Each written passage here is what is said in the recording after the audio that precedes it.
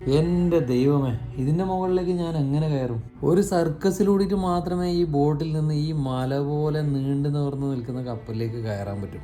അതേപോലെ തന്നെ ഇത്രയും സൂക്ഷിച്ച് പാക്ക് ചെയ്തിട്ടുള്ള പെട്ടി, അതും ഈ കാർഗോ നെറ്റിലിട്ടിട്ട് അല്ലെങ്കിൽ കയറിൽ കെട്ടിയിട്ട് മുകളിലേക്ക് വലിച്ചു കയറ്റാറാണ് പതിവ്.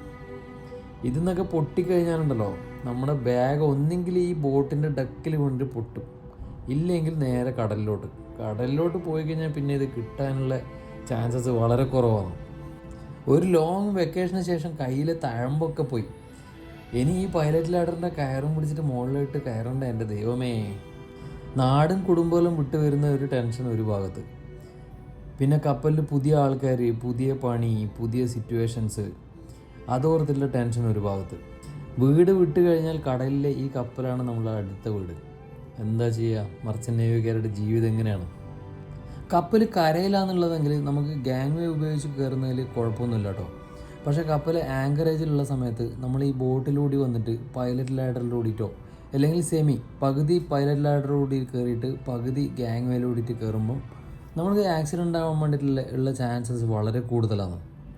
ഇൻ കേസ് നമ്മളെ കൈ ഒന്ന് തളർന്നു പോയിട്ട് താഴത്തേക്ക് വീണ് കഴിഞ്ഞാൽ രക്ഷപ്പെടാനുള്ള ചാൻസസ് വളരെ കുറവാണ്. അങ്ങനെ ഒരുപാട് ആക്സിഡൻറ്റ് സംഭവിച്ചിട്ടുണ്ട്. കാറ്റും തിരമാലകളുള്ള സമയത്ത് ഇതിൻ്റെ ഇടയിൽ വീണ് കഴിഞ്ഞാൽ രക്ഷപ്പെടാനുള്ള ചാൻസ് വളരെ കുറവാണ്. ഒന്നുകിൽ ഈ ബോട്ടിൻ്റെയും കപ്പലിൻ്റെ ഇടയിൽ വീണിട്ട് നമ്മളിങ്ങനെ ക്രഷായി പോകും, ഇല്ലെങ്കിൽ താഴത്ത് ടർബുലൻസ് ഉണ്ടാവും, വെള്ളത്തിൻ്റെ ചുഴി പോലുള്ള ഒരു സാധനം. അതുമല്ലെങ്കിൽ കപ്പലിൻ്റെ അടിയിൽ വെള്ളത്തിൻ്റെ ഒരു അടി ഒഴുക്കുണ്ടാവും. എന്ത് പറഞ്ഞാലും വീണ് കഴിഞ്ഞാൽ രക്ഷപ്പെടാനുള്ള ചാൻസസ് വളരെ കുറവാണ്. ഇതേപോലെ തന്നെയാണ് കപ്പൽ ഇറങ്ങുന്ന സമയത്തും. നാട്ടിലെത്താനും വീട്ടുകാരെ കാണാനൊക്കെയുള്ള ഒരു എക്സൈറ്റ്മെൻറ്റ്, അതും കൂടാതെ 6-9 മാസമൊക്കെ കഴിഞ്ഞിട്ട് കപ്പലിൽ നിന്ന് പെട്ടെന്ന് എങ്ങനെയെങ്കിലും ഒന്ന് ഇറങ്ങിയാൽ മതി എന്നുള്ളൊരു വിചാരം, ഇതൊക്കെ കണ്ട് ആ ഒരു എക്സൈറ്റ്മെൻറ്റിൽ ഇറങ്ങുമ്പോഴും നമുക്ക് ഒരുപാട് ആക്സിഡൻറ്റ് ഉണ്ടാകാനുള്ള ചാൻസസ് ഉണ്ട്. അപ്പോൾ ഈ ഒരു സിറ്റുവേഷനിൽ എല്ലാവരും വളരെ കെയർഫുള്ളായിട്ടിരിക്കുക. നമ്മുടെ ലൈഫാണ് നമ്മുടെയും കുടുംബത്തിൻ്റെയും സമ്പത്ത്. അപ്പോൾ സ്റ്റേ ഹെൽത്തി, സ്റ്റേ സേഫ്. അടുത്തൊരു വീഡിയോയുമായി വീണ്ടും കാണുന്നവരെ സൈനിങ് ഓഫ്. Bye bye.